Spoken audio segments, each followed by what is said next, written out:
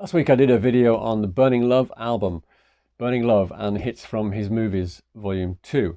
And it prompted a lot of comments, which is great because I always enjoy reading the comments and responding to them. One viewer, Alex I think it was, said, hey, where's your Japanese pressing of Burning Love? So I've got one here to show you. In fact, I've got two. Here's the very first one. Typical Japanese cover with the sleeve notes at the top and the lyrics at the bottom. And I've also got another one which came out very soon after the first one. And there's just one tiny little difference between the two.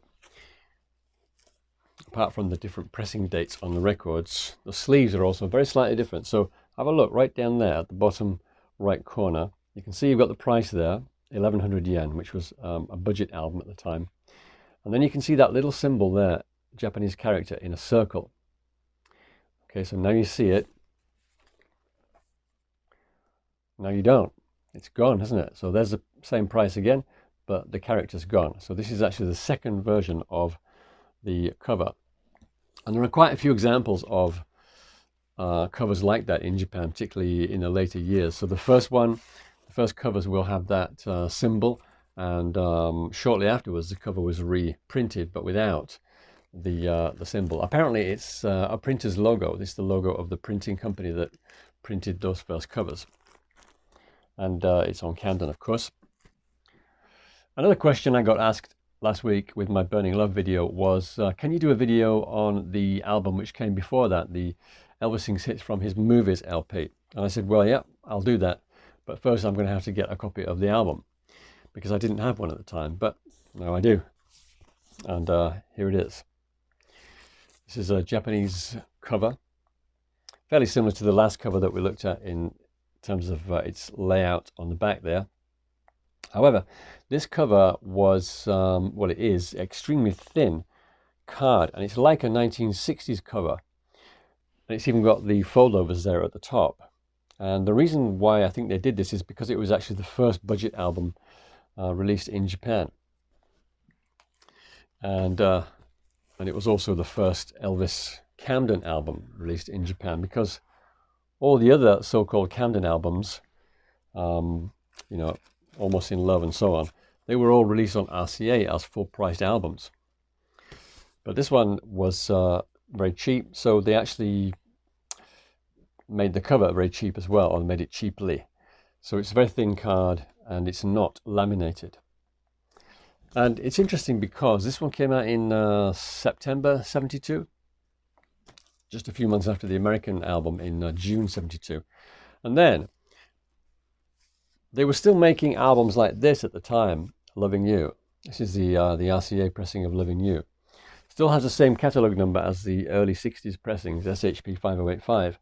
But these last RCA albums of the early albums, they also started appearing in unlaminated sleeves.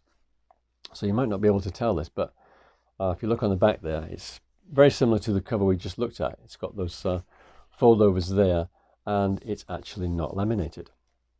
So yeah, if you find an old album like this with the RCA logo and the SHP catalogue number in an unlaminated sleeve, these will be the very, very last pressings of those albums. So where am I going with this video? Right, what I wanted to talk about was this album, Elvis Sings Hits from His Movies. It's always been one of those albums that makes me think, what were they thinking? So today I thought I'd ask the question, is this Elvis's worst album ever released during his lifetime? So what we're going to do then is take a look at the music on the album, the song selection itself. I'd also like to speculate on how they could have improved that track selection given the concept behind the album. I'll also talk about what that concept is and also the motivation for releasing the album. Hopefully by the end of all that we'll be able to come to some sort of conclusion as to whether this really was the worst album released during Elvis's lifetime. If you have a look on the back cover of the LP, you can see straight away what the basic idea was. There are 2 songs from each of 4 different Elvis 60s movies. Frankie and Johnny, It Happened at the World's Fair, Clambake, and Double Trouble. There are also two other songs, Guitar Man and Big Boss Man. They, of course, did not appear in any film, but they were on the Clambake album as bonus songs, and that's in fact how they are labeled on the American back cover, bonus songs. In the UK, they went about this in a slightly different way. They changed the title on the front cover to Elvis Sings Hits from his movies, plus two recent hits, which is a bit of a mouthful, and also overlooks the fact that Big Boss Man and Guitar Man were not particularly recent, and they weren't also big hits in the UK. But at least it was good of them to point that out on the front cover. So what about the music itself then? Well, there are four songs on here, at least four songs that are considered very good, even excellent songs by many fans. Those being They Remind Me Too Much of You, You Don't Know Me, and Big Boss Man and Guitar Man. That's a pretty good start. You've also got Frankie and Johnny and The Long-Legged Girl with the Short Dress On, both of which I like. The album is, however, a little bit heavy on the kids' songs and sing-alongs. You've got Down by the Riverside and When the Saints Go Marching In, that's one song, as well as Old MacDonald, Confidence, and How Would You Like to Be. I actually really like the last song, so that gives me a total of 7 out of 10 songs that I really like, which is pretty good. It's a higher percentage than on the Kissing Cousins album, for instance. So as far as the music goes, I can tell you straight away, for me, it's not the worst Elvis album ever released. So given the fact that the album is basically a collection of seemingly random movie songs, plus two recent hits, how does that compare to previous Camden albums? Is it any worse? Well, if you look at the first few Camden LPs, all of them had at least some movie songs in there. Flaming Star, Let's Be Friends, Almost in Love, and You'll Never Walk Alone. The difference being that the songs on those first four Camden albums were almost all previously unreleased. The songs on this album had all been released on LPs in the 60s. However, just prior to this album, you had I Got Lucky and Come On Everybody. And both of those albums were made up entirely of previously released material, just like this album. However, those songs all came from 1960s EPs, Viva Las Vegas, Follow That Dream, and so on, all of which had been deleted by the time I Got Lucky and Come On Everybody came out. So those albums were a great way to get good music that had been deleted. So in that sense, this album is basically following on from the idea behind I Got Lucky and Come On Everybody. It's a collection of movie songs that were no longer available because the albums in question, Frankie and Johnny, Double Trouble, and so on, I believe they'd been deleted by the time this album was released. So in that sense, it was a pretty clever move by RCA to reissue those songs on this budget LP because it sold really well. If they reissued the soundtrack LPs, they wouldn't have sold very well. They'd stop selling.